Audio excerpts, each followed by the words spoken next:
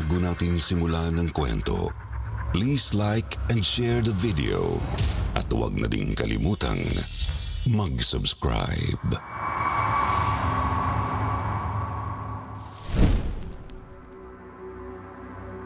Sa sama ng ugali ko, hindi ko napansing may nadihado na pala akong tao. Naging mapagmataas ako noon na naging dahilan para muntik ko na ring kunin ang sarili kong buhay. Ako si Ann at ito ang aking kwento. Lumaki ako sa hirap dahil puro mga walang kwenta ang mama at papa ko. Si mama, maraming luho. Kung makagastos, parang wala siyang mga anak na binubuhay. At kapag hindi siya nabigyan ng pera ni papa, nag-aaway sila palagi at sinisisi si papa kung bakit hindi umuunlad ang buhay namin. Hanggang sa dumating nga ang araw na iniwan kami ni mama at naghanap na ibang lalaki dahil hindi na raw niya kayang manatili pa sa buhay na ganito. Bata pa lang ako noon at nasaksihan ko yun lahat. Nasaksihan ko kung paano nagmakaawa si papa na huwag niya kaming iwan, pero hindi pa rin nakinig si mama. Nasaksihan ko kung paano napariwara ang papa ko at hindi na rin kami inalagaan pagkatapos umalis ni mama. Napunta lang ang lahat ng kinikita niya bilang construction worker sa kanyang bisyo. Naging lasinggero si papa at kami ang palagi ng pinagbubuntunan ng galit dahil kami raw ang rason ng kapatid ko kaya kami iniwan ni mama. Lumaki akong daladala ang mga masasakit na salitang yun mula sa pamilya ko. Subalit, humigit doon ang puot na itinanim ko sa puso ko. Hindi ko sila mapapatawad sa kapabayaang ginawa nila sa amin ng kapatid ko. At ipinangako ko ring hindi akong magiging kagaya nila, lalong-lalo na ni mama. Nagsumikap akong makapagtapos noon kahit na kailangan ko pang mangutang at magtrabaho sa kung saan-saan para lang makapag-aral. At ito na ako ngayon. Isang bank teller na nagtatrabaho sa isang kumpanyang hindi ko na babanggitin pa ang pangalan. Dahil sa trabaho kong ito, napagpaaral ko ng walang kaproble-problema ang kapatid ko at nabibili ko na ang lahat ng gusto ko. Mga branded na damit, makeup at mga alahas na pinapangarap ko lang dati ay kayang-kaya ko nang bilhin ngayon nang hindi nagdadalawang isip. Sa tuwing papasok ako sa trabaho, pabago-bago ang bag na dala ko. Ang mga kasuotan ko ay puro mamahalin. Mula sa aking lipstick hanggang sa isinusuot kong mga heels. Gustong-gusto kong makita ako ng mga tao bilang isang babaeng hindi basta-basta lang at kayang sustentuhan ang sariling mga luho. Iba kasi ang pakiramdam ko kapag nakikita kong nakalalamang ako sa lahat. Yung tipong isa na ako sa mga taong karespe-respeto at hindi madaling tapakan. Yun nga lang, mukhang napasobra yata ako dahil hindi na ako pinapansin ng ibang mga katrabaho ko. Ang mga mata nila ay puno ng panghuhusga sa tuwing dumadaan ako. At kapag kinakausap ko naman sila ay pinuputol nila kaagad ang usapan namin. Hindi naman yun problema sa akin at ayoko ring ipilit ang sarili sa mga taong hindi ko naman ka-level.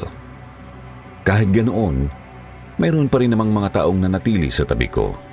Yun ay si Andrew at Josh. Si Andrew ay kababata ko at habang si Josh naman ay nakilala ko lang sa trabaho. Papasok na ako sa office nang daanan ako ni Andrew para ibigay ang hinihingi kong record sa kanya kahapon. Oh, ito na pala yung hinahanap mo, Ann. Oo nga pala, saan tayo magla-lunch mamaya? Sa restaurant na pinuntahan natin nung nakaraan pa rin ba?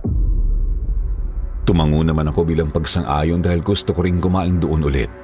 Restaurant sa isang 5-star hotel ang tinutukoy noon ni Andrew. Grabe ang mga pagkain doon. Sobrang high class. Pakiramdam ko noon, bagay na bagay ako sa lugar na yon. Ayoko rin naman kumain sa mga putso-putso lang. Buti na lang itong si Andrew at Josh ay nakakasabay sa mga gusto ko. Sige, sabihan ko si Josh. Balik na ako sa pwesto ko. Pero nga pala, sabi ni Josh baka raw may dumating yung pinsan niya nag-a-apply ng loan. Sabihan daw natin siya para siya na mag-assist.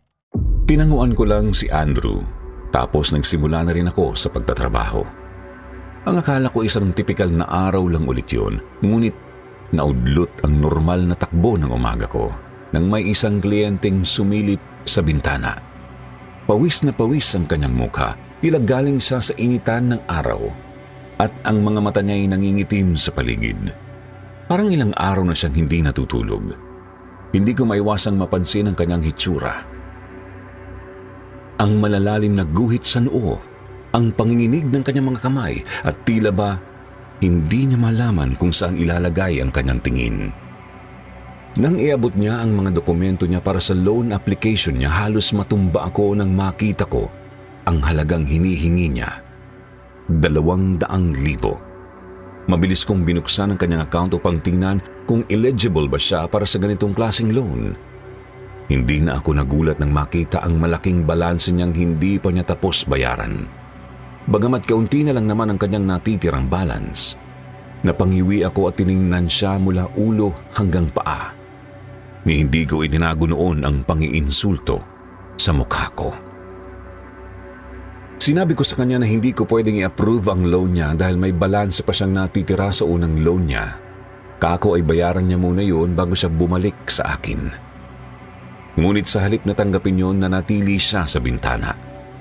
Napansin kong ang kanyang mga kamay na kanina'y nanginginig ay mahigpit na ngayong nakakapit sa gilid ng counter. Ang kanyang mukha na kanina'y puno ng kaba ay halo-halo na ngayon ng emosyon. Galit, takot at desperasyon. Tila ba wala siyang ibang choice kundi ang magmakaawa ng mga sandaling yun. Sinabi niya rin sa akin na ayon daw sa pinsan niya pwede naman siyang mag-loan at yung natitira niyang balanse ay doon na lang sa bagong loan niya ibabawas. Napakunot ang noo ko noon at tinaasan ko siya ng kilay. Iginit ko na hindi po pwede yung gusto niya, kahit na ang totoo ay pwede ko naman talagang gawan ng paraan yon. Dahil nakita ko sa record niya na good payer naman siya. Pero sino ba naman kasi siya para tulungan ko? Di ko naman siya kilala.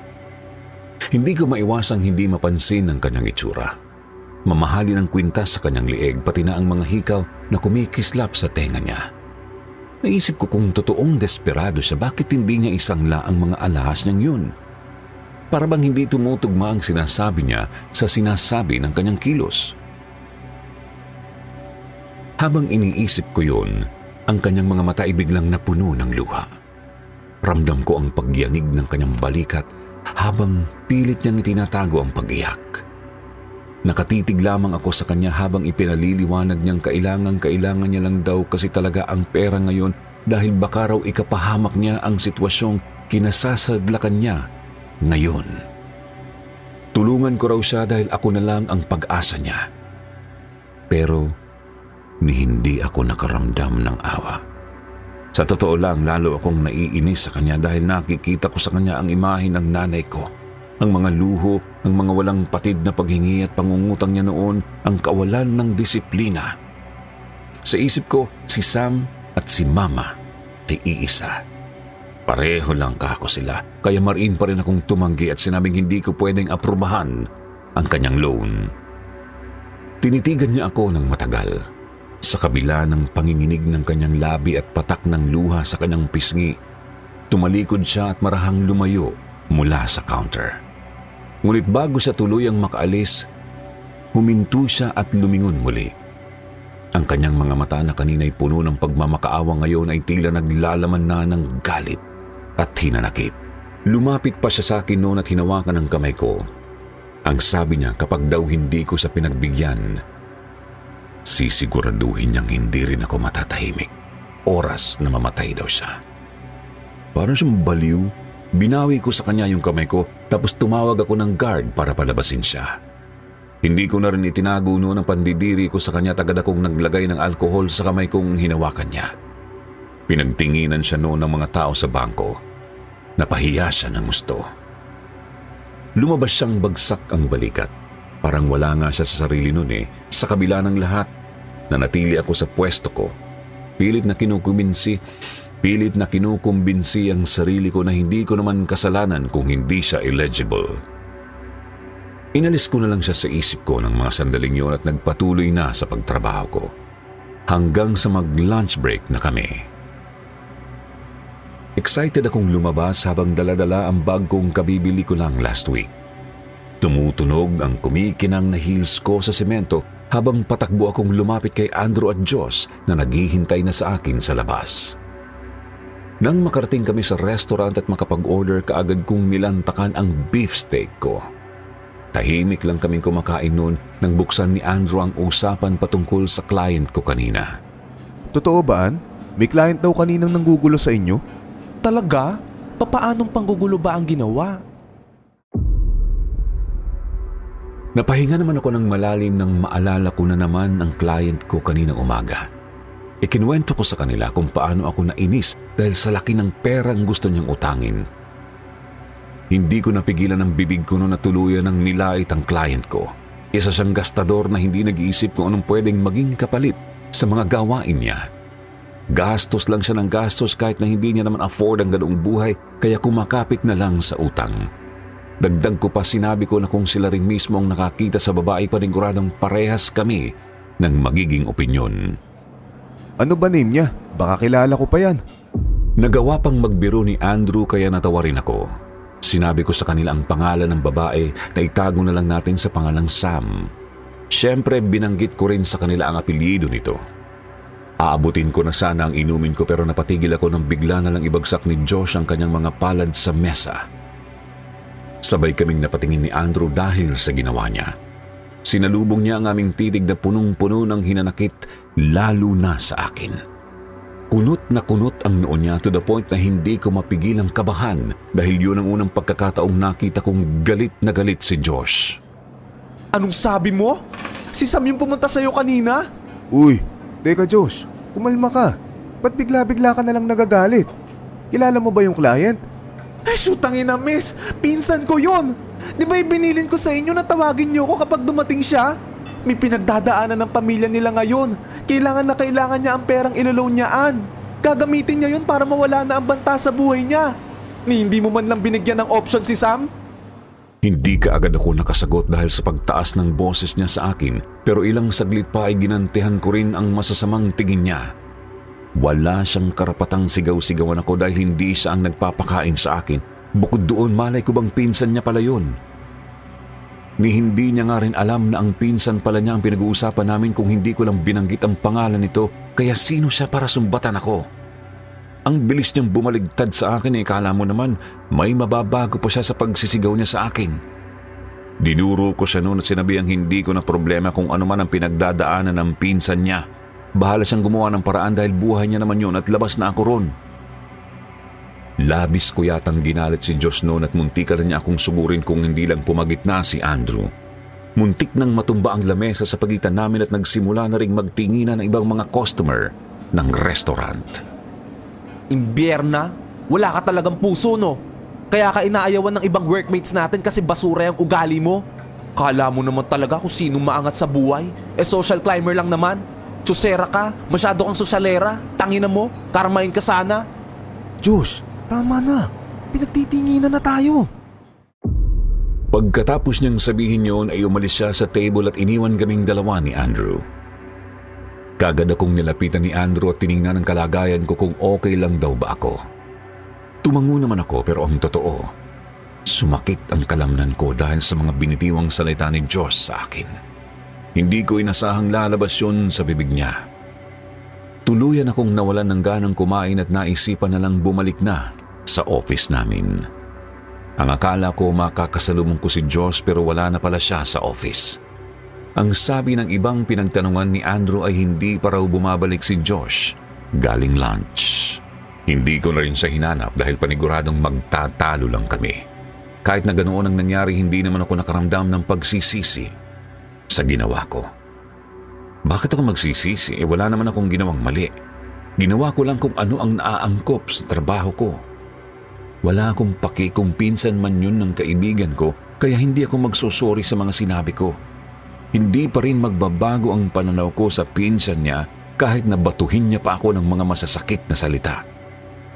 Hanggang sa natapos ang shift namin, hindi pa rin bumalik si Josh. Siguro nga ayaw niya akong harapin kaya ganoon. Pauwi na ako noon at naghihintay na ng taxi sa labas.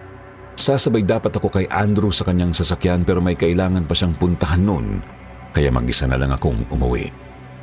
Nakatayo lang ako sa labas ng building namin. Madilim na ang paligid at nagsimula na rin akong lamukin. Pinapadyak ko ang mga paa ko dahil nakaskirt lang ako at doon dumadapo ang mga lamok. Mabuti na lang at may dumating na taxi kaya pinara ko kaagad ito. Hihilahin ko na sana pabukas ang pinto ng sasakyan nang may dumapong malamig na kamay sa aking batok at parabang itinulak ako. Muntikan na akong mawala sa balanse noon. Sa inis ko kaagad akong lumingon sa likuran ko at sinigawan kung sino man ang nandoon, subalit wala naman akong nakitang tao roon. Nagtaka rin ang driver sa inakto ko at napasilip sa aking gawi. Napangiti na lang ako ng pilit sa kanya at saka pumasok na ng sasakyan. Napakamot ako sa bato ko dahil ramdam ko pa rin doon ang lamig. Tiningnan ko mula sa bintana ang building namin habang papalayon ang taxi upang makasigurado sa pangalawang pagkakataon na wala ngang ibang tao roon bukod sa akin. Subalit napaupo ako ng matuwid nang may mapansin akong figura sa tabi ng building namin. Hindi na yun naaabot ng ilaw sa labas kaya hindi ko maaninag kung ano yun. Pero tumindig ang mga balahibo ko sa katawan nang bigla itong gumalaw pagkatapos kong dapuan ng tingin. Naglakad siya at animo balak niyang sundan ang taksing sinasakyan ko. Kaagad kong inalis ang tingin doon at ibinalik na lang sa harap ng kalsada. Ilang segundo ang lumipas, dahan-dahan ulit akong tumingin sa likuran ko dahil hindi ako mapakali. Napahinga ako ng maluwag nang hindi ko makita ang figura sa kalsada. Ibig sabihin, hindi niya ako sinundan. Napagtanto ko rin na kahit sundan niya ako ay hindi niya rin naman ako maaabutan. Kinabukasan noon, naglalakad na ako sa hallway ng building namin habang tumatangginting pa rin sa sahig ang heels ko. Lahat na patitingin sa akin dahil sa mga alahas na suot ko sa katawan. Tahimik lang akong naglalakad noon nang may biglang sumipol sa may bandang tenga ko. Napatingin ako sa likuran ko pero wala namang tao. Bumalik ulit ako sa paglalakad at nandoon na naman ang boses na sumisipol sa likuran ko. Ayaw ko sanang pansinin pero ginugulo nito ang tenga ko. Animong lamok na ayaw matigil hanggat hindi mo napapatay. Muli akong lumingon sa pangalawang pagkakataon pero tulad ng unang beses, wala na namang tao sa likuran ko. Napairap na lang ako at nagtuloy-tuloy na. Malapit na ako sa office nang may biglang humaplos sa aking mga binti kaya doon ako napasigaw. Sa tinis ng boses ko napalingon ang ibang nakasalubong ko. Nang wala akong makitang humaplos sa akin, namula kaagad ang mukha ko noon sa hiya. Mukhang narinig din ng mga office mate ko ang sigaw ko dahil nakita ko si Andrew na papalapit sa direksyon ko. Ann, anong nangyari? Ayos ka lang ba? Ba't bigla-bigla ka na lang sumisigaw? Ang aga pa eh. Bigla tuloy nagising diwa ko. Napailing lang ako bilang sagot at pumasok na sa office. Hindi ko rin naman masasabi sa kanya na may humawak sa akin dahil wala akong ebidensya. Kahit na ganoon, ramdam na ramdam ko pa rin ang mga malalamig na palad na humawak sa binti ko. Dahil dito hindi ko mapigilang kabahan at magpalinga-linga sa paligid kahit na ako lang ang mag-isa sa pwesto ko. Napaigtad pa ako noon sa gulat nang biglang may kumatok sa bintana. Hindi ko pala narinig ang kliyente na kanina pa nakatayo sa labas. Kaagad ko siyang inasikaso habang hindi pa rin mawala sa isipan ko ang nangyari kanina. Ilang oras na ang lumipas noon pero hindi ko pa rin talaga matanggal sa isipan ko ang nangyari kaya naisipan ko na lang magkape. Umupo ulit ako sa swivel chair ko habang hawak-hawak sa kamay ang baso ng mainit na kape. Uminom muna ako ng kaunti bago ko inilagay yun sa table, katabi lang ng computer, at nagtrabaho ulit. Nagtatype ako noon at nakapokus lang ang atensyon ko sa screen kaya hindi ko kaagad napansin ang paggapang ng isang nilalang sa keyboard ko. Napakunot na lang ang noo ko nang may makita akong mga mali-maling letra sa computer at may sumasabay nang nagtatype sa akin. Napababa ang tingin ko. Napalaki ang mga mata ko nang makitang may mga kamay roong mahahaba ang kuko at nagtitipa. Wala itong mga braso o kahit mga pulso. Sa gulat ko ay tumakas ang matinis kong sigaw sa bibig. Nadaplisan ng kamay ko ang kape dahil sa pagkataranta ko kaya nasaboy iyon sa skirt ko. Dali-dali akong napatayo habang patuloy pa ring sumisigaw. Kaagad na naglapitan sa akin ang mga office mate ko upang tingnan ang kalagayan ko. Puno ng pag-aalala ang mukha nila. Nang makita nila ang nabasa kong skirt, kaagad na nagbago ang ekspresyon ng mga mukha nila. Ang kaninang pag-aalala ay napalitan ng pagkadismaya. May iba pang napaiiling na lang na animo pagod na sa ugali ko. Nagsibalikan na ang iba bago pa man ako makapagpaliwanag na hindi lang dahil sa kape kaya ako nataranta. Mabuti na lang at hindi ako iniwanan ni Andrew at tinulungan akong linisin ang skirt, pati na ang nangyari sa lamesa ko. Sa kanya ko lang din nasabi ang nangyari kanina na may mga kamay akong nakita sa keyboard ko. Hindi na rin ako nagdalawang isip na ibahagi sa kanya na may humipo sa akin kanina at may boses na sumisipol sa tenga ko. Sigurado ka? Mag-iisang taon na tayo nagtatrabaho rito, ngayon pa ba tayo mumultuhin? Baka guni-guni mo lang yun. O baka kinulang ka lang sa tulog kaya kung ano-ano na lang ang nakikita mo. Hindi ako nakumbinsi sa mga sinabi ni Andrew dahil alam ko sa sarili kong hindi ako puyat at mas lalong hindi ako nababaliw. Totoo ngang mag-iisang taon na kami rito at wala pa kaming nararanasang mga kababalaghan. Wala ring usap-usapan tungkol sa mga multo, kaya papaanong nakararanas ako ng ganito ngayon? Hindi ako makahanap ng rason kung bakit kaya parang sasabog na ang ulo ko sa kaiisip. Kumalma ka, Ann. Namumutla ka na oh. Mawawala rin yung nararamdaman mo. Kaya chill ka lang. Paano ako kakalma sa lagay na ito kung hindi ko maintindihan ang nangyayari sa akin? Gusto ko sanang sumbatan nun si Andrew pero pinigilan ko ang sarili ko dahil wala rin naman mabubungang maganda kapag gagawin ko yon.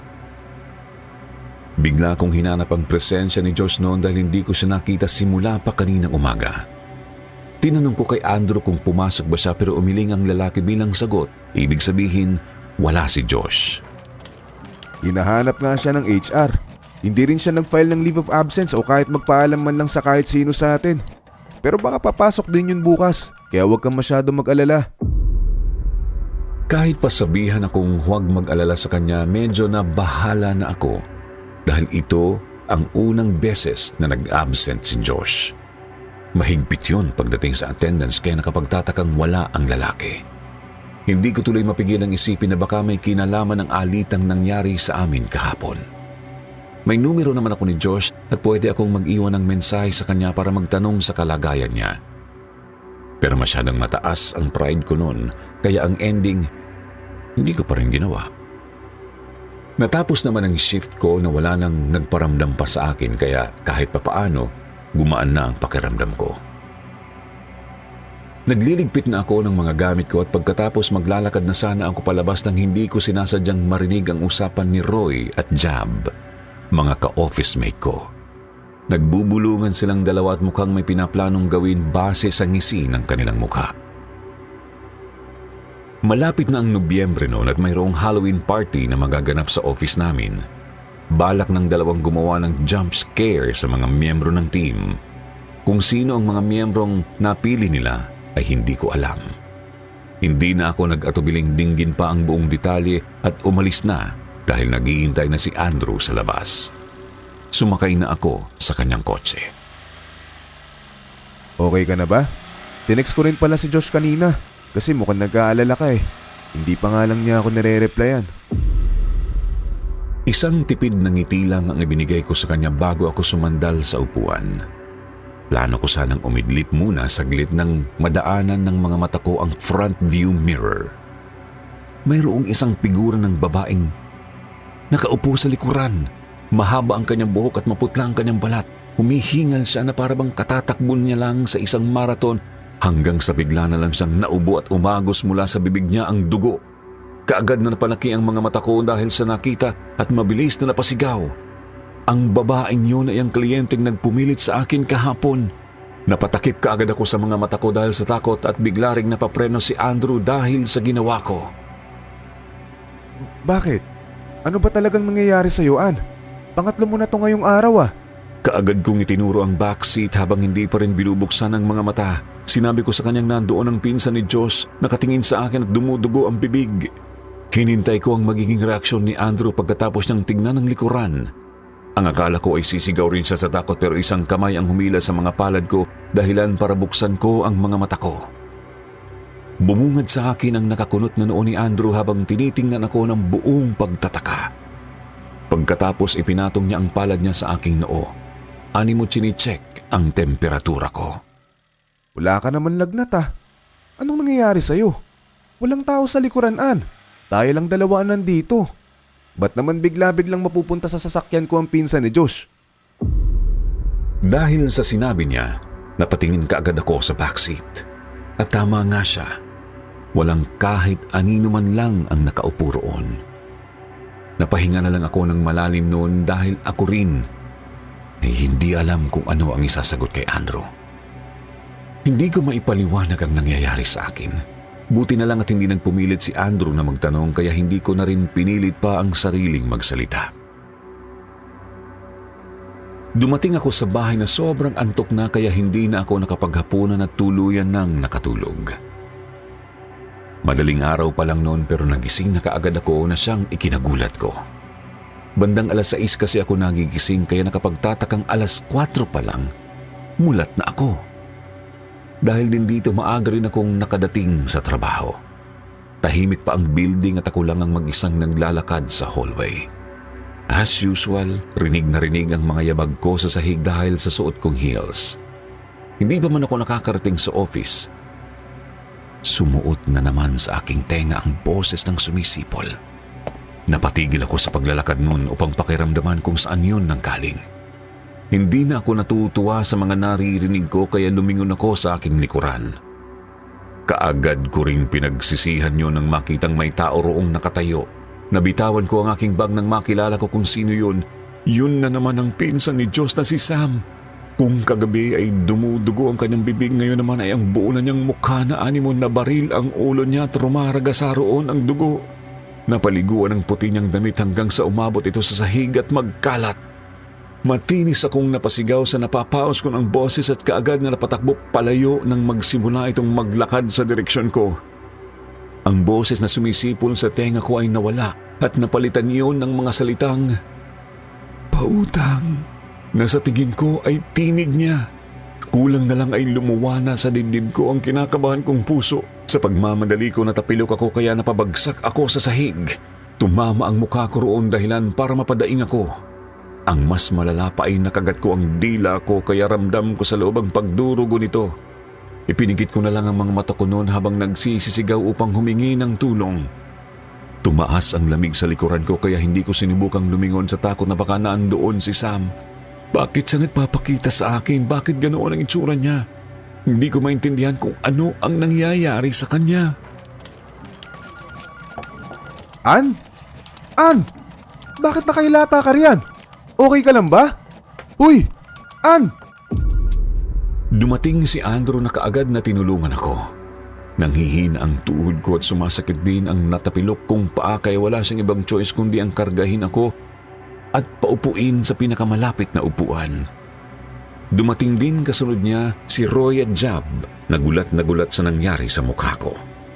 Hindi nila inakalang ang kagaya ko ay kayang magmukhang kaawa-awa dahil sa duguan kong ilong at labi. Idagdag pa ang mga luha kong walang tigil sa pagtulog. Hindi ko na sana sila papansinin noon pero bigla kong naalala ang usapan nila kahapon. Ewan ko ba pero automatic na tinuro ng utak ko noon na baka sila ang may pakana sa mga nangyayaring ito na kaya ako nakakikita ng mga ganoong bagay ay dahil sa prank nila. At dahil ayaw nila sa akin kaya ako ang miyembrong natipuhan nilang pagtripan. Kaagad ko silang dinuro, sinigawan at sinisi sila sa nangyari sa akin. Nagulat naman ang dalawa at nagkatinginan pa para bang hindi maunawaan ang mga binibintang ko sa kanila.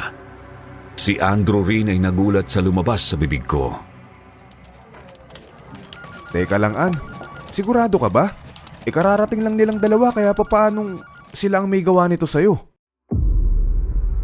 Kaagad kong sinabi kay Andrew ang narinig ko patungkol sa prank nila. Mabilis namang dumipensa ang dalawa na wala silang kinalaman sa kung ano ang nangyari sa akin dahil hindi pa naman daw nila nagagawa ang kanilang plano. Wala rin naman daw silang rason para gulatin ako dahil unang-una, hindi raw kami close. Subalit kahit ano pang rason ang ihain nila sa akin noon, wala na akong ganang makinig dahil napagdesisyonan ko nang isisi sa kanila lahat. Mababaliw ako kapag wala akong mahanap na rason, kaya sila ang pinagbuntunan ko noon kahit na wala akong matinong ebidensya. Dahil sa inakto ko, tuluyan kong ginalit si Roy at Jab noon. Sumosobra na raw ako. Akala mo kung sinong umasta, isa lang naman daw akong mapagpanggap na babae. Isa raw akong trying hard magpakasosyal at magmukhang mayaman, kung tutuusin wala akong silbi kung wala ang trabaho ko. Wala silang planong tumigil na batuhin ako ng mga masasakit na salita kung hindi lang pumagitna si Andrew at siya ang pumigil sa dalawa. Pinili ko na lang umuwi sa araw na yon dahil hindi rin naman ako makakapagtrabaho sa lagay ko.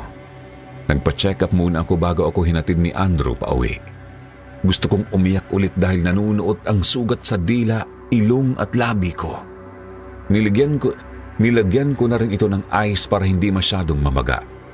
Paika-ika akong naglakad papunta sa kwarto para magpahinga. Sa pagod ko, madali akong nakatulog. Alam kong nananaginip ako noon pero nakapagtatakang wala akong makitang mga imahe. Purong kadiliman ang namayani sa panaginip ko na animo may telang nakatakip sa paningin ko. Sinubukan kong magsalita at parang nasa kuweba ako dahil sa pag-alingaw-ngaw ng aking boses. Sinundan niyo ng isang sagot na nakapagbigay tindig sa balahibo ko. Isang matinis at nakaririnding boses, sumisigaw ito na parabang humihingi ng tulong sa akin. Subalit imbis na maawa sa kalagayan ng kung sino man yun, namayani ang takot sa puso ko at gusto kong tumakbo nun palayo. Ang problema, ayaw makinig ng mga paa ko. Tumatakbo nga ako pero hindi ko alam kung gumagalaw ba ako. Hindi ko rin alam kung saan ako pwedeng pumunta. Nagising na lang ako nang makaramdam ng mga maiinit na palad na humawak sa aking pisngi. Bumungad sa akin ang nag-aalalang mukha ng aking kapatid. Kanina niya pa raw ako ginigising dahil sigaw raw ako ng sigaw. Mukhang binangungot ako dahil sa panaginip ko. Nauhaw ako bigla kaya tinulungan akong makatayo ng kapatid ko at inalalayan papuntang kusina para kumuha ng tubig. Subalit bago pa man kami makarating doon, nakarinig kami ng mabigat na kalabog sa gate ng bahay namin. Paulit-ulit nitong kinakatok ang gate namin na animo wala siyang pasensya na maghintay man lang kahit isang minuto. Nainis ako sa inasta ng kung sino mang taong yun kaya nagmadali rin akong pumunta roon. Muntikan pa akong matumba kung hindi lang nakahawak sa akin ang kapatid ko. Pagbukas ko ng gate, handa na sana akong sigawan ang taong nandoon pero natigilan ako nang makilala ko kung sino ang nakatayo roon. Ilang beses akong napakurap nang makita ko si Josh. Humihingal siya at tagaktak din ang pawis sa kanyang mukha. Salubong na salubong ang kanyang kilay at madilim ang mga tingin na binibigay sa akin na animo papatayin niya ako kung hindi lang kasalanan ang pumatay. Walang yakaan! Kasalanan mo to lahat! Kung hindi dahil sa ugali mo, sana andito pa ang pinsan ko. Kumunot naman ang noo ko habang nakatingin sa kamay niyang nakaduro sa akin. Ano ibig niya sabihin? Wala akong maintindihan sa mga pinagsasasabi niya. Ano ba ang kasalanan ko sa pinsan niya? Ginawa ko lang naman ang trabaho ko bilang bank teller. Alangan namang pilitin kong pautangin siya, ilabag yun sa patakaran namin. Subalit imbis na kumalma ay mas lalo lang namula ang mukha ni Diyos sa galit. Sumunod nun ang pagtulo ng kanyang mga luha. Pinatay mo siya. Pinatay mo ang pinsan ko. Ikaw ang may kasalanan kung bakit siya nabaril. Natigilan ako sa sinabi niya. Imbis na malinawan ay mas lalo pa akong naguluhan sa mga sinasabi niya. Ang kapatid ko rin ay nagtataka na sa alitan na nangyayari sa aming dalawa ni Diyos. Gusto kong intindihin si Diyos noon kaya sinubukan kong hawakan siya at pakalmahin pero isa yata yung malaking pagkakamali. Nang dumapo ang kamay ko sa kanyang braso lalo lang nagdilim ang kanyang ekspresyon. Bago pa man pumasok sa isipan ko ang nangyari, narinig ko na lang ang tunog ng pagsampal at pagkatumba ko sa lupa. Sumunod noon ang pagsigaw ng aking kapatid. Napatulala ako noon habang hawak-hawak ang pisngi kong malakas niyang sinampal. Bahagyaring umikot ang paningin ko dahil parang naalog ang buo kong mukha sa ginawa niya. Huwag mo ko mahawak-hawakan, ha? Pinagsisisihan kong naging kaibigan kita. Kung sana lang itinulungan mo si Sam ng araw na yon at hindi mo pinairal yung kasamaan na ugali mo. E di sana hindi siya pinatay ng mga hayop na yon.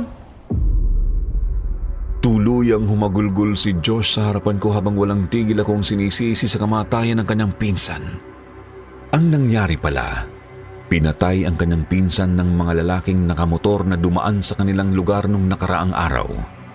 Sapol ang ulo nito sa bala at walang awang iniwan lang ang katawan niyang nakabulagta sa kalsada sa labas ng bahay nila.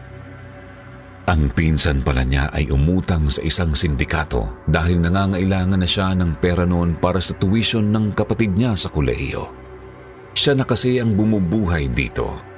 Hanggang sa ang utang na yun ay lumaki ng lumaki dahil sa interes. At dahil hindi na sapat ang sweldo ni Sam kaya hindi niya ito nabayaran. Ang pag-file niya ng loan sa araw na yon ay huli niya sanang chance para makabayad. Pero wala akong ginawa para bigyan man lang siya ng option kahit na may magagawa naman ako. Delikado raw talaga ang sindikatong nalapitan ni Sam at huli na nang malaman ito ng pinsan niya. Kaya nga inalok ni Josh si Sam na mag-loan na lang ulit sa bangko pero sa kamalas-malasang pagkakataon ay ako ang nakausap ni Sam ng araw na yon at hindi siya. Natigilan ako sa pangalawang pagkakataon. Pakiramdam ko noon ay nabingi ako at namanhid sa mga iniinda kong sakit sa katawan. Napaawang na lang ang bibig ko habang sunod-sunod na nagragasa ang mga luha ko sa mga mata. Hindi ko inaasahan ang nangyari sa kanyang pinsan o hiniling na mangyari yon. Kaya pala wala si Diyos nitong nakaraan na ebala siyang asikasuhin ang burol ng kanyang pinsan. Napatakip na lang ako ng aking bibig dahil hindi ko mahanap ang tamang mga salita na pwede kong sabihin kay Josh. Hinayaan ko siyang sigaw-sigawan ako nung araw na yon. Balak pa sana akong saktan kung hindi lang pumagit na ang kapatid ko at binalaan siyang isusumbong sa barangay namin kapag nag-iskandalo pa siya. Tuluyan siyang umalis at iniwan akong may mabigat na dinaramdam sa puso. Natapos ang araw at nanatili lang ako sa kwarto ko noon na umiiyak. Panay rin ang pag-asikaso ng kapatid ko sa akin at inaalo ako. Marami siyang sinasabi sa akin para pagaanin ang loob ko pero lahat ng yun ay lumusot lang sa kabilang tenga ko. Ayaw kong makinig sa anumang salita dahil sa mga sinabi ni Diyos sa akin. Nagpabalik-balik sa isipan ko ang mga paninisi niya to the point na hindi ko rin mapigilang sisihin ang sarili ko. Kasalanan ko kung bakit namatay ang pinsan niya.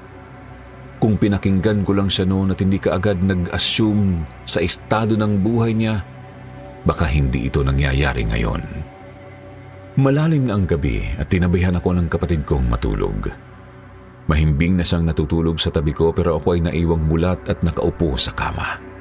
Yakap-yakap ko ang mga tuhod ko noon habang paulit-ulit na iniisip ang mga bagay na posibleng mangyari kung hindi ko itinaboy ang kanyang pinsan. Kahit hindi man ako ang bumaril dito, ako pa rin ang naging dahilan kung bakit hindi siya nakabayad sa utang niya. Gusto kong baguhin ang mga nangyari noon para gumaan ang aking pakiramdam pero hindi ko na kayang maibabalik pa ang buhay na nawala. Tahimik na ang paligid at tanging mga higbi ko na lang ang naririnig. Subalit hindi yun nagtagal nang may boses na sinabayan ang pag-iyak ko. Hindi kaagad ako gumalaw noon at nanatili ang mga tingin sa tuhod ko. Tumibok ng mabilis ang puso ko nang lumakas pa ang mga paghikbi na animo tinutukso ako. Dahan-dahan kong itinaas ang paningin ko. Kaagad na sumalubong sa akin ang mukha ng kanyang pinsan.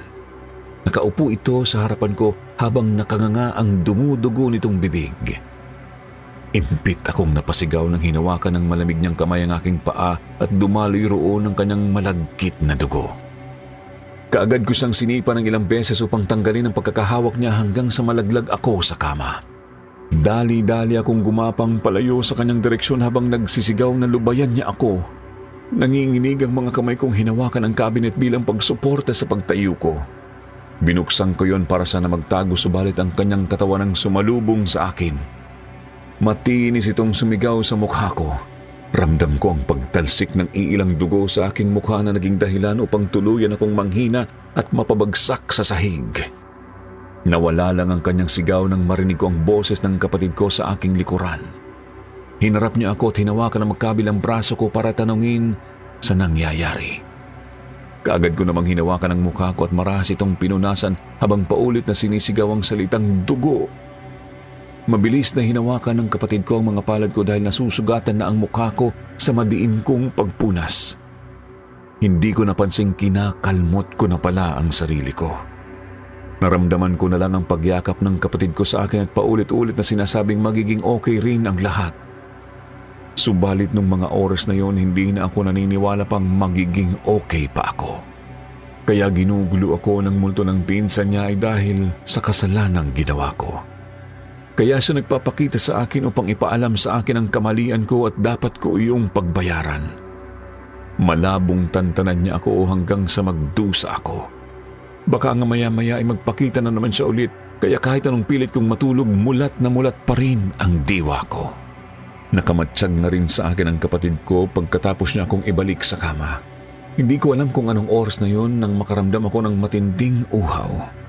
Ikukuha sana ako ng kapatid ko ng tubig, pero nagpumilit akong ako na ang kukuha dahil pakiramdam ko noon ay kapag iniwan akong mag-isa sa kwarto, magpapakita ulit ang multo. Sinamahan ako ng kapatid ko pababa at sabay kaming pumunta sa kusina. Mapayapa naman kaming nakabalik sa kwarto pero hindi ko pa rin mapigilang magpalinga-linga sa paligid. Sa takot na nandoon lang sa tabi-tabi nagtatago ang multo. Nang makarating sa kama, sinubukan ko ulit na makatulog noon. Nakaidlip naman ako kaagad pero dinalaw lang ako ulit ng multo sa panaginip ko. Nagising ako nang wala ng buhay ang mga mata. Masakit ang buo kong katawan at wala akong ganang kumilos. Nagpaalam sa akin ang kapatid ko na papasok na siya sa eskwela at kung okay lang ba raw na iwan niya muna ako. Wala naman ako sa sariling tumango. Ayoko rin naman kasing umabsent siya para lang sa akin.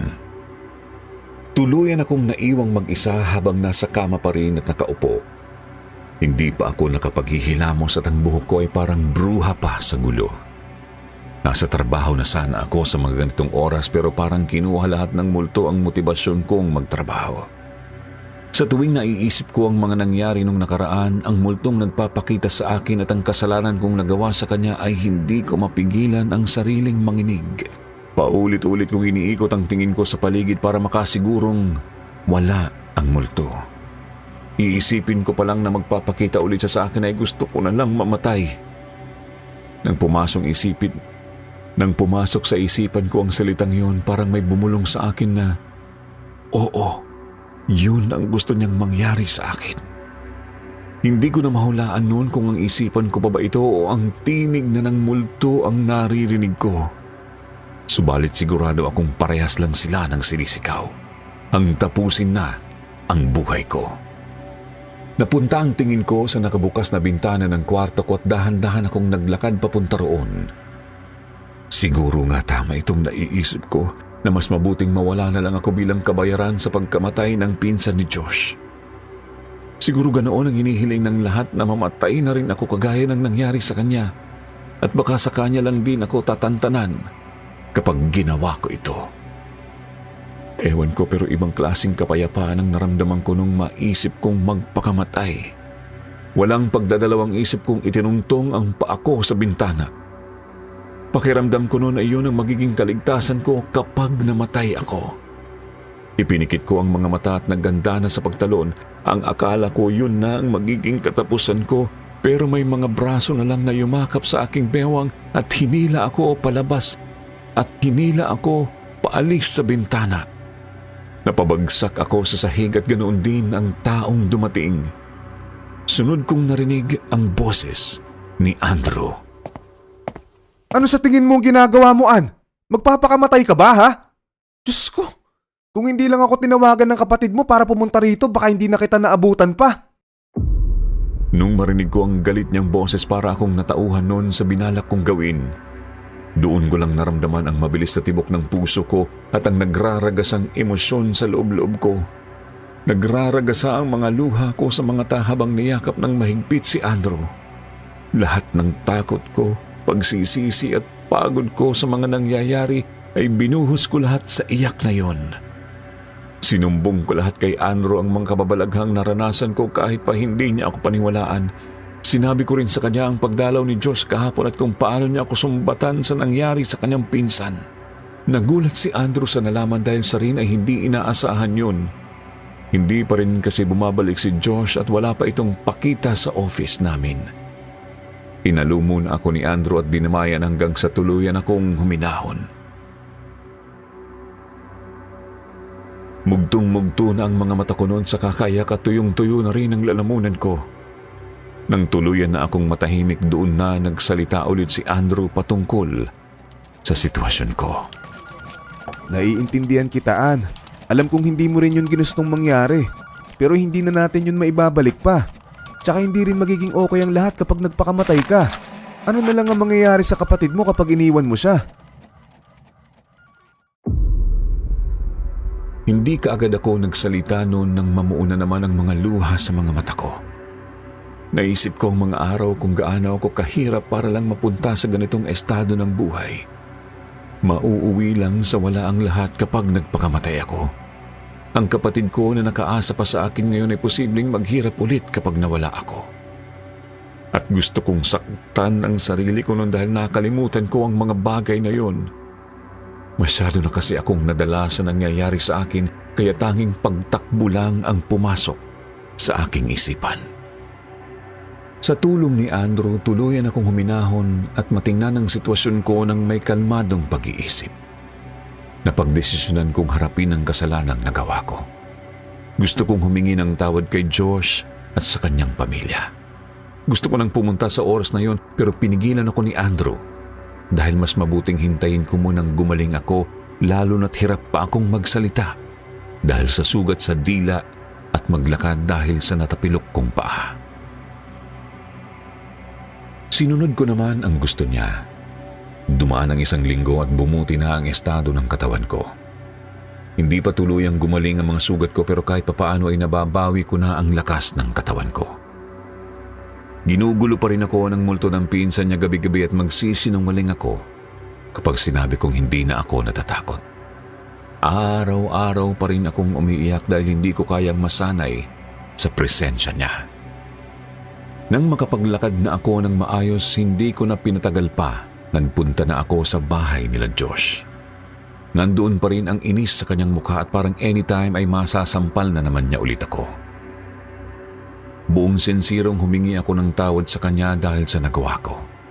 Labis ang pagsisisi ko sa aking nagawa at ipinangako kong hindi na uulitin pa ang ugaling ipinakita sa pinsan niya.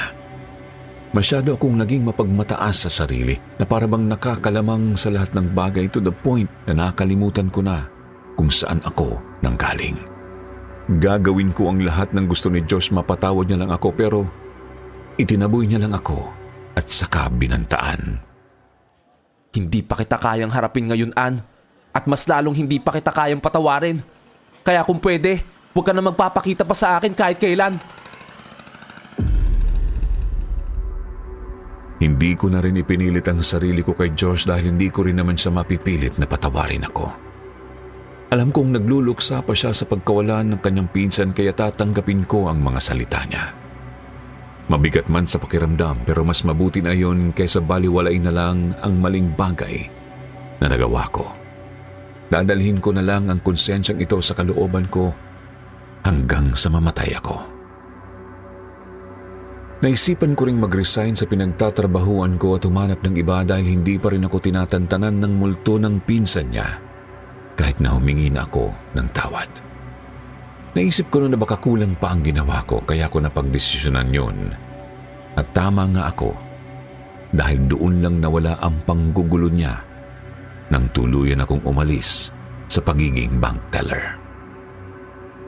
Hindi rin naman nagtagal at nakahanap ako ng panibagong trabaho. Naging call center agent ako at hanggang ngayon, ito pa rin ang trabaho ko. Hindi na rin ako nag-atubili pang ibalandra ang mga branded kong kagamitan o umaktong naiiba sa lahat. Natutunan kong maging mapagkumbaba nun at nagpapasalamat ako kasi kahit na napakasama kong tao, binigyan pa rin ako ng pagkakataong magbago. Nagkaroon din ako ng mga panibagong kaibigan sa bago kong trabaho. at natutunan ko na ring makisama sa kanila. Si Andrew naman, kahit hindi na kami magkasama sa isang kumpanya, hindi pa rin nabago ang relasyon naming dalawa. Malapit pa rin kami sa isa't isa. Malaki ang pasasalamat ko sa kanya kasi tinanggap niya pa rin ako kahit na hindi ako mabuting tao. Si Josh naman, hindi ko na talaga siya nakita pa ulit. Hindi ko na rin sinubukan pang magpakita sa kanya upang respetuhin ang nararamdaman niya. Kahit na may dinadala pa rin akong bigat sa nangyari, mapayapa na kaming namumuhay ng kapatid ko. Dito na rin nagtatapos ang kwento ko. Marami pong salamat sa pakikinig, Sityo Bangungot, at sa mga viewers. At magandang araw po sa inyong lahat. At ngayon, eto na po ang shoutout portion. Shoutout kay Malu Lacambra, Emmy Madamba, Christopher Apa, Aniwar Selcad, Ronella, Supporter OFW, Vicky Yabot, Maria Zarina Rodelas, at ganun din kay Matina Ruita at Judith Bediharde. Special shoutout naman kay Noni at sa lahat ng mga kasamahan niya sa trabaho na laging nakikinig sa ating mga channel. Sa mga hindi po nabanggit sa susunod, kayo naman ang aming isa-shoutout. Huwag mag-atubili at huwag kalimutang mag-reply sa ating shoutout box na nasa comment section para ma-shoutout ang pangalan nyo. Muli po mula sa bumubuo ng kwentong Takip Silim, Sityo Pangil at Sityo Bangungot. Ito po ang inyong lingkod, Jupiter Torres, nagpapasalamat. Lola Caridad.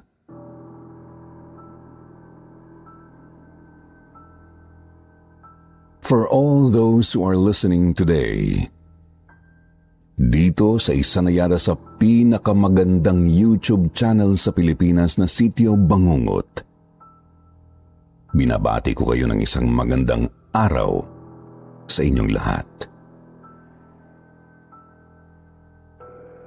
My name is Chloe, ang inyong letter sender mula sa Santa Cruz, Manila.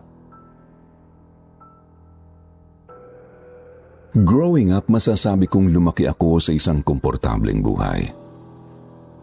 Only child po kasi ako ng mga magulang kong, although palaging busy noon dahil pareho silang nasa medical field, ay sinikap namang ibigay sa akin ang lahat. Yun nga lang, Sir Jupiter, hindi katulad ng ibang mga batang nakakasalamuha ko noon, never po akong naging close sa ibang relatives namin. Actually, kahit nga po yung mga lolo at lola ko noon sa probinsya ay never ko pang na-meet. Not until tumungtong ako ng 7 years old.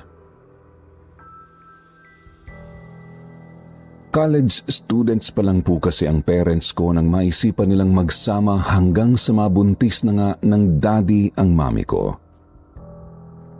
Childhood sweethearts sila at magkapit-bahay lang sa probinsya nila noon sa Bacolod, kaya walang sino man sa kanila ang nagawang umuwi noon for how many years dahil sa takot na pagalitan sila ng kanya-kanya nilang mga magulang.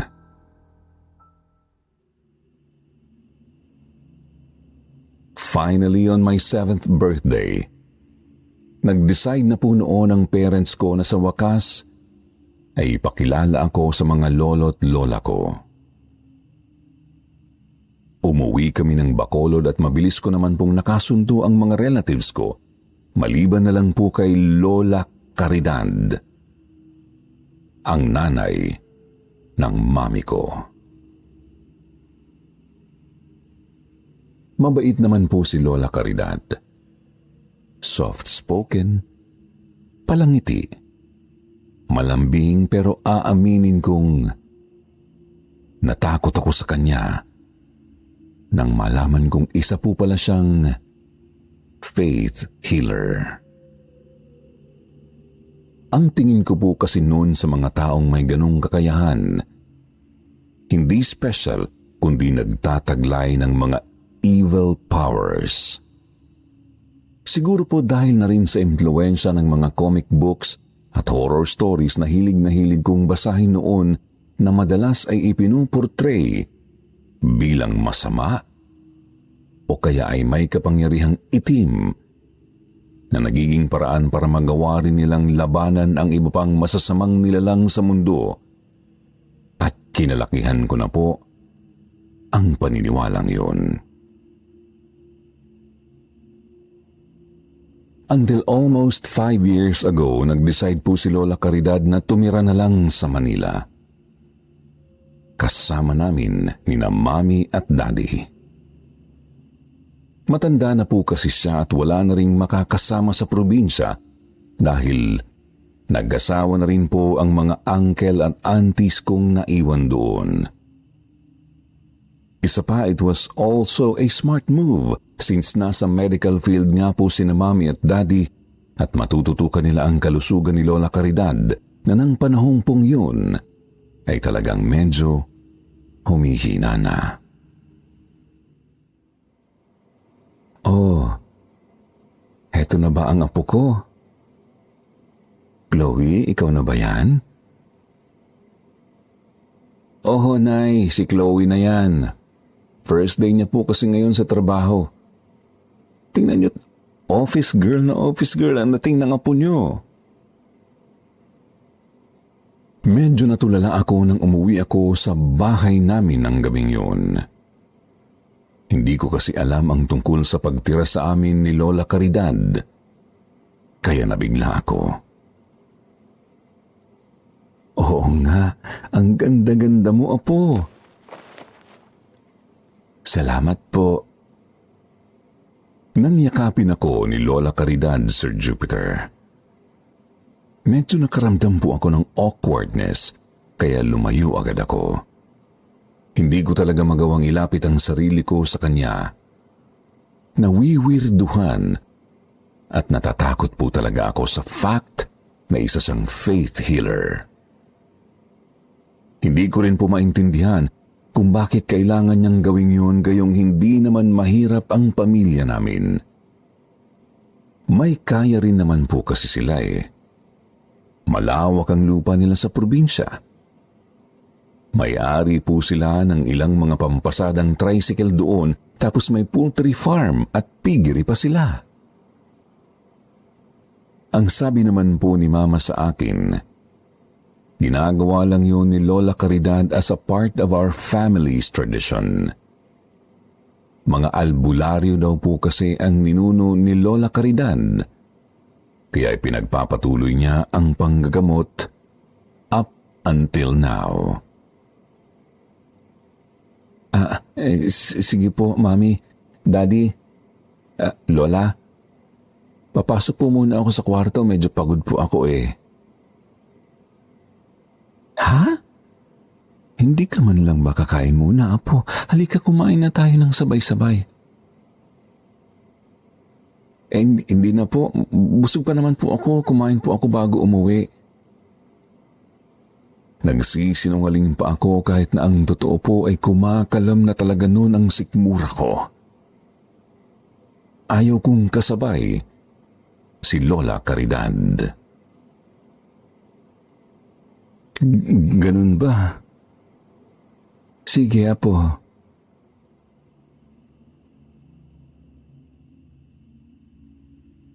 Ipinagpatuloy ko po ang cold treatment ko kay Lola Caridad. I was so distant to her at kahit po ang parents ko ay napansin yun. Ilang beses na nga rin po nila akong kinausap tungkol doon pero talagang nahihirapan po akong mag-adjust. Hanggang sa sumapit po ang birthday ni Lola Caridad. Nagplano si Mami na magkaroon kami ng kahit maliit lang daw na celebration at kailangang manatili ako sa bahay for the whole day para kay Lola. Since wala naman po akong pasok noon sa trabaho. Alam ko pong magiging super awkward talaga ng araw na yun. Kaya naman in-invite ko po yung best friend kong si Ava para may excuse akong magbisi-bisihan. Ava, upo ka. Thanks, Bes. Oh, nasaan na nga pala yung lola mo? Siya yung may birthday, di ba? Tinanguan ko po si Ava noon at itinuro ko si Lola na sakto namang dumaan po sa harap namin. Ava, ito nga pala si Lola Caridad. Lola, best friend ko po si Ava. Hello po, Lola Caridad. Pleased to meet you po. Hello din sa iyo, Iha. Mabuti naman at pumunta ka. Nag-aalala ako rito sa apo ko baka maboring dito sa bahay kasi ayaw siyang paalisin na mami niya. Nagkatinginan kami ni Ava matapos sabihin yun ni Lola Caridad. Then pagkatapos po kaming alokin ni Lola na kumain na, ay iniwan niya na rin kami. Alam mo, Bes, hindi ko talaga maintindihan sa'yo kung bakit ayaw mo dyan sa lola mo. Mukha naman siyang mabait ha. Inismiran ko si Ava. Di ba nga binanggit ko na sa'yo dati kung bakit? Ay, sorry, hindi ko matandaan eh. Peace! So bakit nga? Natatakot ako sa kanya eh. Faith healer kasi siya. Pagkatapos kong sabihin yon, Sir Jupiter, napansin kong biglang nanlaki ang mata ni Ava. Parang bigla siyang nagulat. Oh, kita mo, pati ikaw, nawirduhan din sa kanya, no? Ay, hindi ah. Teka nga, Bes, kausapin ko lang muna ang lola mo, ha? Diyan ka lang, ha? Napanganga na lang ako nang iwanan ako bigla ni Ava. Buong maghapon yata ay si Lola lang ang kinausap niya ng kinausap tungkol sa pagiging faith healer nito. Habang ako, ayun, mag-isa lang akong nag-movie marathon sa kwarto ko. Grabe, ako ang nag-invite kay Ava, pero ang ending, ako pa rin ang walang nakausap. Kaya naman po nung mga bandang 7:00 na ng gabi at kumatok si Ava sa kwarto ko para magpaalam na uuwi na siya, ay ang sama-sama talaga ng tingin ko sa kanya. Grabe ka naman, Bes. Nakipag-banding lang naman ako kay Lola Caridad. Ang cool pala niya, no? Try mo rin kayang makipagkwentuhan sa kanya minsan. Gaga! In-invite nga kita dahil ayoko siyang kausap tapos pinabayaan mo naman ako. Bumuntong hininga bigla si Ava. Ang totoo niyan kasi, Bes, may gusto lang sana akong ilapit sa lola mo kaya lang nahihiya akong magsabi. Ano naman yun? Tinaasan ko pa siya ng kilay. Bes, gusto ko sanang ilapit sa lola mo yung nangyayari ngayon sa kapatid ko, si Ellie. Natatandaan mo? Yung kapatid kong 15 anyos sa probinsya. Oh, bakit? Ano bang nangyari sa kanya? Ginagambala daw kasi siya ng engkanto, Bes Kung kayo po ang sabihan bigla ng ganon, paano po kayo magre-react, guys? Lalo na kung lumaki kayo sa Maynila na ang mga kasama niyo pa ay mga taong nagtatrabaho sa medical field. Curious po ako kung sakaling sa iba mangyari ito. Ano kayang mararamdaman niyo? Sa totoo lang po talaga, hindi ko na alam noon kung ano ang ire-react ko sa sinabi sa akin ni Ava. Gusto ko sana siyang tawanan kaya lang mukha po talaga siyang seryoso. Sige na, Bes, tulungan mo na ako. Nilapitan na namin lahat Binakonsult na rin namin sa doktor noon. Pero wala pa rin talagang effect. Try lang naman natin. Hay. Sige na nga. Halika na ulit muna sa baba. Kausapin natin si Lola. Nang gabi ring yun, Sir Jupiter. Kahit na sobrang na-awkwardan talaga ako ay kinausap ko po si Lola Caridad tungkol sa sinabi sa akin ni Ava.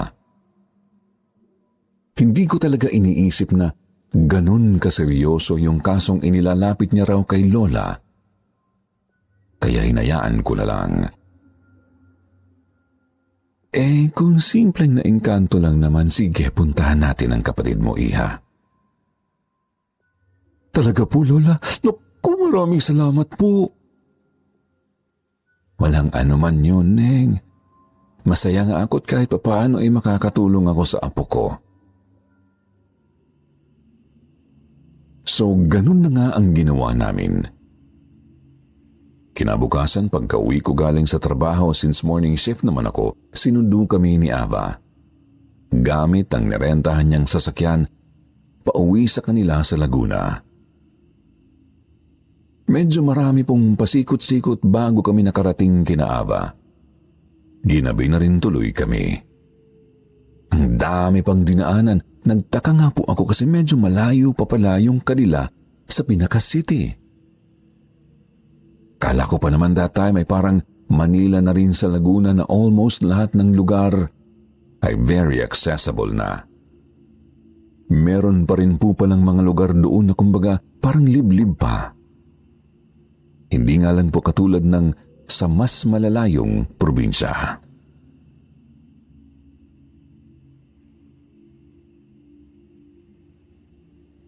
Medyo napagod ako sa biyahe. Alam kong ganun din sina Ava at Lola Caridad. Ang buong akala ko po talaga ay makakapagpahinga pa kami ng kaunti dahil akala ko nga ay simpleng case lang yung inilalapit ni Ava. Pero hindi pala. Hindi ko po talaga in-expect yung naabutan naming sitwasyon sa bahay nila dahil nasa labas pa lang kami ng property nila na nababakuran ng mga pinagdugtong-dugtong na kawayan, ay narinig na naming may nagwawala sa loob. Bitiwan niyo ako! Hindi ko na ibabalik sa inyong babaeng ito! Isasama ko siya sa mundo namin! Akin siya! Akin na siya! Narinig ko pong sabi ng isang napakalaking boses ng lalaki sa loob ng bahay ni Ava. Tapos sinundan pa yun ng malakas na tawa na tulad ng sa mga movies na nagpo-portray ng demonyo.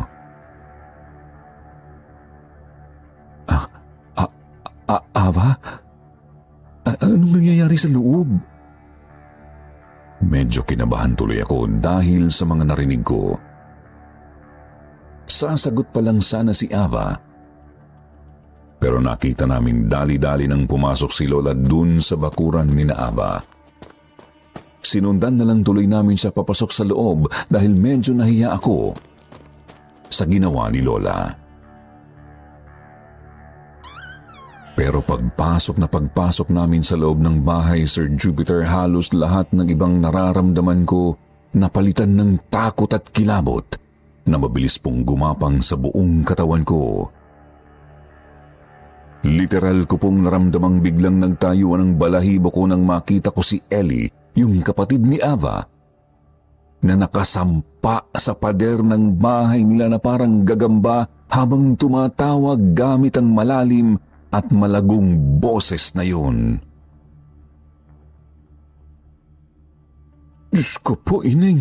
Hindi dapat ako ang tinawag niyo, Ineng. Dapat nagpatawag na kayo ng pari. Kahit po si Lola Caridad, kitang-kita kong pinanlakihan ng mga mata, lalo na po nang bigla kaming binalingan ni Ellie. At that time, hindi ko na po halos makilala. Ang laki ng ipinayat ni Ellie, halos butot balat na lang siya.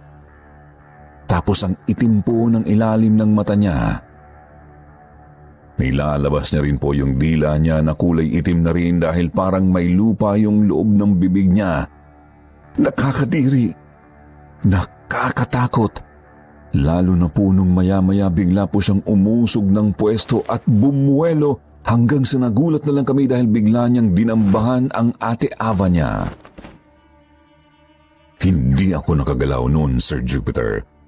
Literal na nanigas po ako sa kinatatayuan ko doon sa may pintuan ng bahay ni na Ava.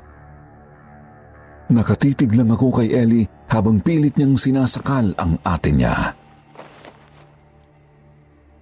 Bakit nagsama ka ng apo ng babaylan dito? Talagang ginagalit mo ko. Pagkasabi pong ganon ni Ellie kay Ava, lalo niya pang sinakal ang ate niya. Si Lola Caridad naman po that time tumulong na siyang awatin si Ellie. Sobrang lakas po nito. Tipong 3 na silang nagtutulong-tulong na alisin ito sa ibabaw ni Ava. Pero wala pa rin pong makapigil dito. Lumayas ka dyan, alagad ng demonyo! Wala kang karapatang kunin ang batang yan! Sumigaw po si Lola Caridad.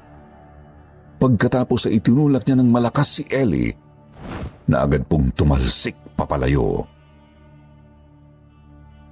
Nagulat pa ako sa lakas ni Lola. I never imagined na may itinatago siyang ganung lakas. Naisip ko pa noon baka dala lang ng adrenaline.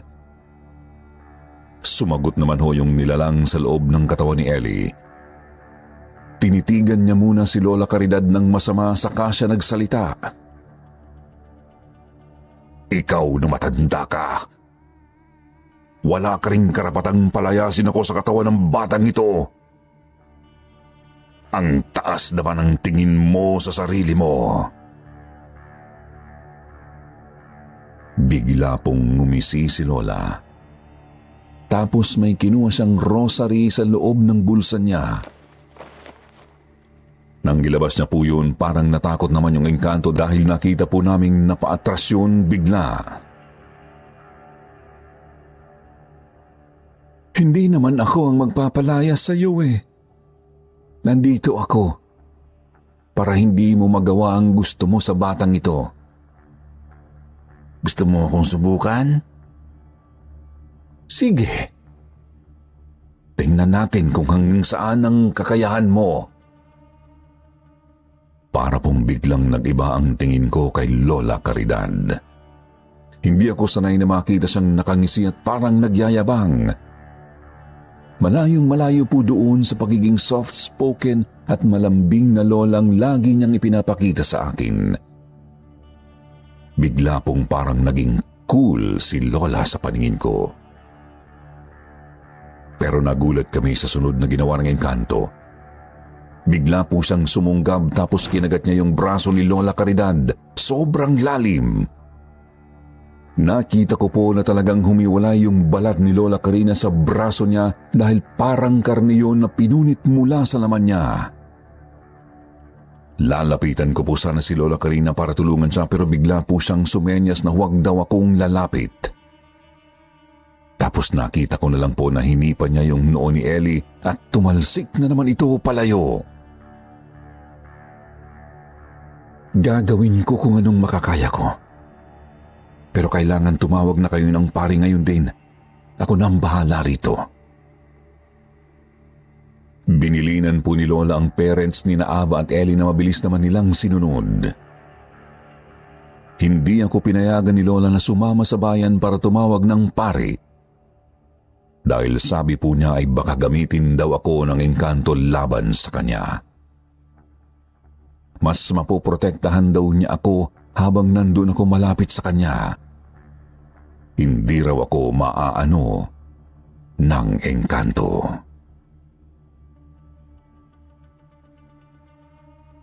Maya-maya ho, narinig ko na lang na may mga salitang binabanggit si Lola doon sa rosaryo niya. Pagkatapos ay sa kanya po yun itinatapat sa mukha ni Ellie o ng kung sino mang nilalang na nagko-control sa bata that time.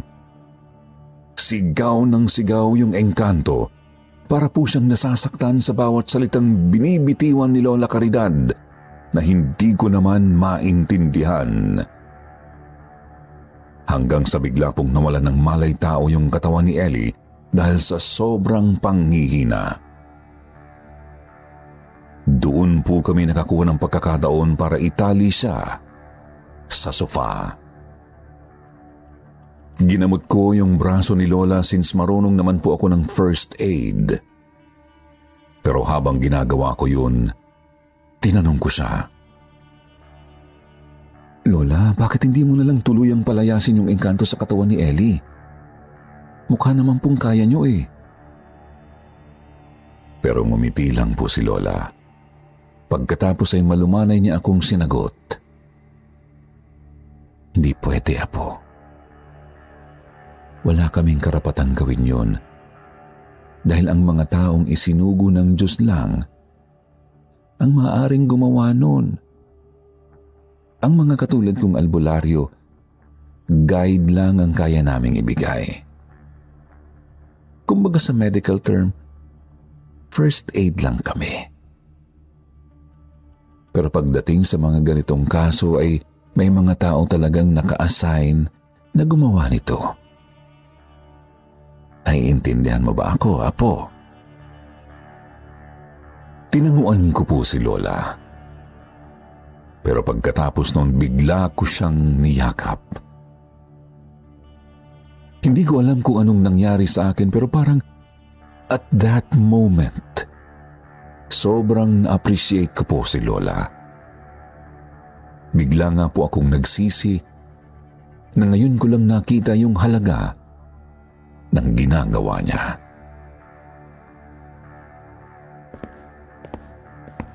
Nang dumating po ang pari ay nagising na rin si Ellie.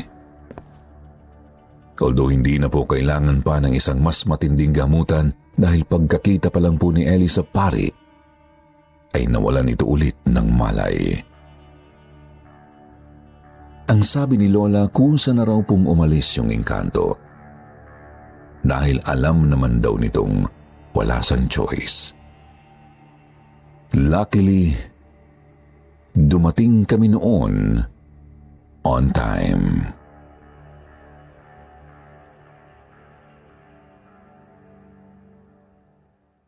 After that day, Sir Jupiter, nagsimula na pong umayos ang relationship namin ni Lola Caridad.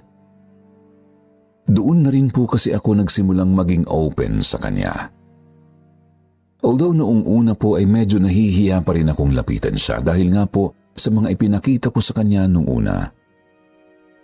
Ang sabi ni Lola, wala naman daw akong dapat itago dahil alam niya ang nararamdaman at iniisip ko sa kanya noon. Nabanggit po ni Lola sa akin na meron daw po siyang bantay. Isang nilalang na hindi basta-basta nakikita ng normal na mga mata. Pero madalas daw po ay nasa tabi niya para bigyan siya ng guidance at tulong sa tuwing kailangan niya. This time, hindi na ako natakot sa nalaman ko, Sir Jupiter. I actually find it cool. Ngayon po halos hindi na kami mapaghiwalay ng lola ko. Naging super close kami simula noon na kahit po ang parents ko ay binibiro na ako minsan na nagseselos na raw sila kay Lola.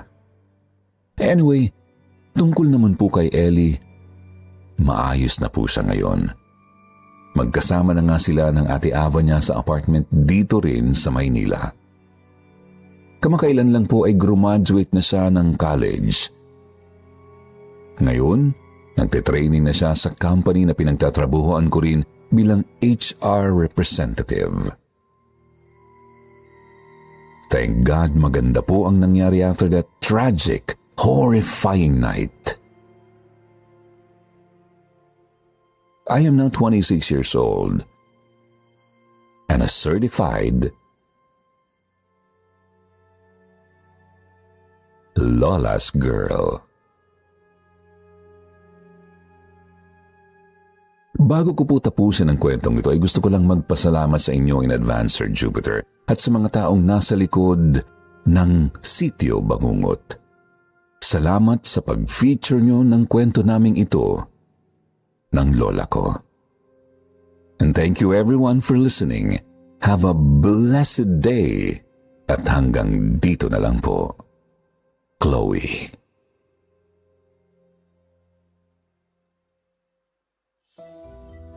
At eto na po ulit ang inyong paboritong shoutout portion. Shoutout kay Arnie Agasite, Luna Kai, Jenny Peru, Daryl, JR, Joanne Simon, Roxy Pizzold, Camille, Marianne Calma, Babiong Sueco at Ying Pai. Magbasa naman tayo ng ilan sa pinakamagandang comment mula kina Mario Villarde at Jay Miyuki galing sa kwentong Private Tutor. Sabi ni Mario Villarte, napakaganda po ng mga story nyo. Silent listener niyo po kami ng buong pamilya ko, lalo na po ang misis ko na si Maricel Villarte. Mula pagkagising hanggang sa pagtulog, libangan niya ang inyong channel habang nananahi. God bless po sa inyong channel. Sabi naman ni Jamie Yuki CG, hello po, madami akong nahikayat sa channel nyo. Enjoy sila dito sa Japan. I have 2 accounts na nakasubscribe sa inyo at pa-shoutout din sa isang account ko, yung July Ganaden. Matagal na akong subscriber nyo at madami akong friends na nahikayat sa channel nyo mula sa Shizuoka, Japan. Sa mga hindi po nabanggit, kayo na po ang susunod sa susunod na episode. Huwag niyo pong kalimutang mag-reply sa ating shoutout box na nasa comment section para ma-shoutout ang pangalan nyo. Muli po mula sa mububuo ng Sitio Bangungot. Ito po ang inyong lingkod, Jupiter, nagpapasalamat.